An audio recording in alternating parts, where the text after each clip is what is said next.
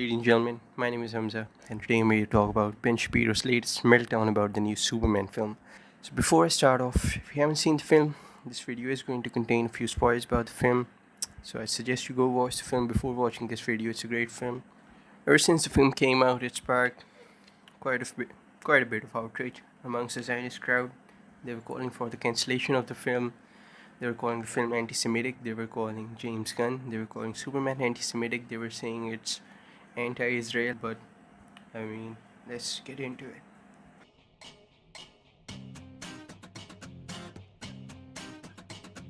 It's Matt. Okay, so all the people who are getting super exercised over the politics, and we'll get to the politics a little bit later on. I think that they are overestimating how much politics is in this. I think they're deliberately misinterpreting some of the politics that are in there. This is not a movie about illegal immigration. It's not a movie about ICE, Russia, Ukraine, Israel, the Palestinians. There may be references there if you have politics on the brain, but other than that, I really don't think that there's that much of this there. So Ben starts off by pretty much denying the film being about Israel and Palestine, even though a large number of people are drawing comparisons between Bolivia and Jarhanpur and Israel and Palestine.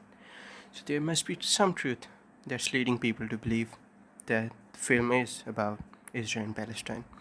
Let's talk about some similarities. Bolivia is a country that set out to kill unarmed civilians. Does that sound similar to any other country? There's also a scene in which a Bolivian soldier takes aim at a kid, so it's clear to us that Bolivians don't shy away from killing kids. Again, similar to another country that we know of. Bolivia is stealing land from the indigenous people. Where have I heard that before? Bolivia has advanced weapons while the people of Jarhanpur are fighting with rocks. So it's clear why many people were drawing parallels between Bolivia, Jarhanpur and Israel-Palestine. It's a conflict that's highly one-sided. One side has got advanced weapons, one side has got tanks, the other side is fighting with sticks, with rocks. One side is not shying away from killing civilians, from killing kids. So it's fair to assume that there are quite a few similarities between Israel-Palestine and Bolivia and Jarhanpur.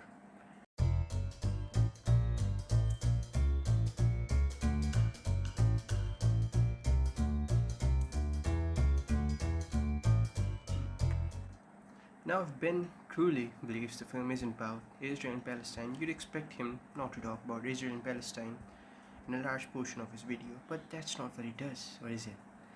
He spends quite a bit of time talking about Israel and Palestine, which doesn't make sense if he doesn't believe it's about that issue. But let's see what he has to say. The people of Jarhanpur are brown. Look at my African American over here. The people of Bolivia are white. Okay, so this is why the left is reading this as Israel, the Palestinians. The reason it doesn't work that way is because we are not made aware that the people of Jarhanpur are either wildly terrorism supportive, that they have participated in multiple terrorist attacks on the people of Bolivia. They're led by a corrupt dictatorship that murders gay people, right? None of that's in the movie. So it doesn't match up that way.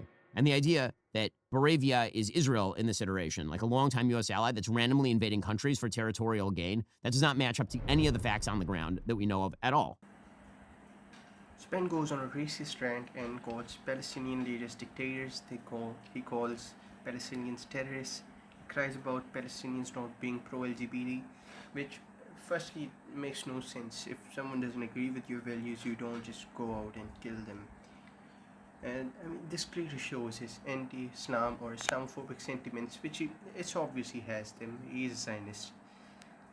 So let's just point out his hypocrisy. What's Judaism's stance on LGBT?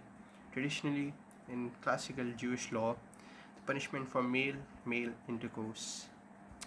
According to Torah law, it states that both participants shall surely be put to death. Their blood is upon them.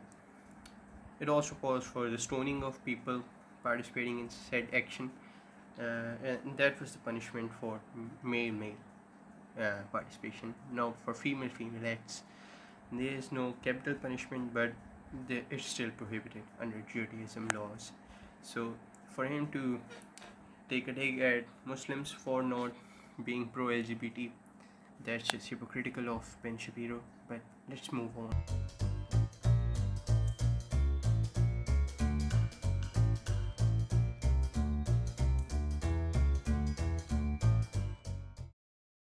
Superman's defense of intervening in this foreign conflict is People were going to die. Okay, well, people would die on the other side, presumably, if you didn't intervene. Ben then tries to villainize Superman and questions his stopping of Bravia's invasion of Giantpur, or in other words, Israel's invasion of Palestine. He claims that the only reason Superman does it is because people were going to die, which is right, it's true. Superman does say that, but he then says that people were going to die on the other side had Superman not intervened, which, again, yes, Superman doesn't say people were only going to die on Giantpur's side, but also what Ben does here is he tries to mislead people into thinking that the situation would have been similar on both sides, which it wouldn't have been. One side has got tanks, one side has got advanced weapons, while the other side has rocks as weapons. So let's look at a similar situation in real life to see how conflict of this nature would have gone about.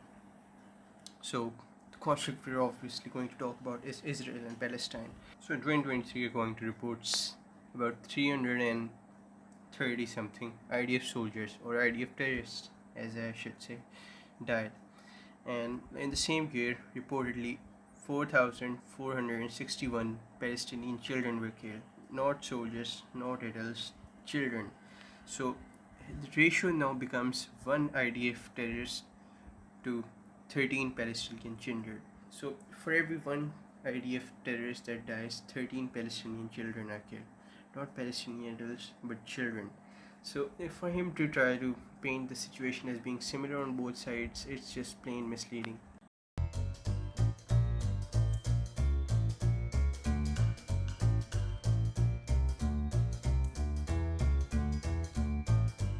In the span of 22 minutes, Ben goes from straight up denying any relation between the two fictional countries and Israel Palestine to ranting about Palestinians, defending a fictional invasion, and then villainizing Superman. Ben's reaction to Superman isn't about comic book lore or anything.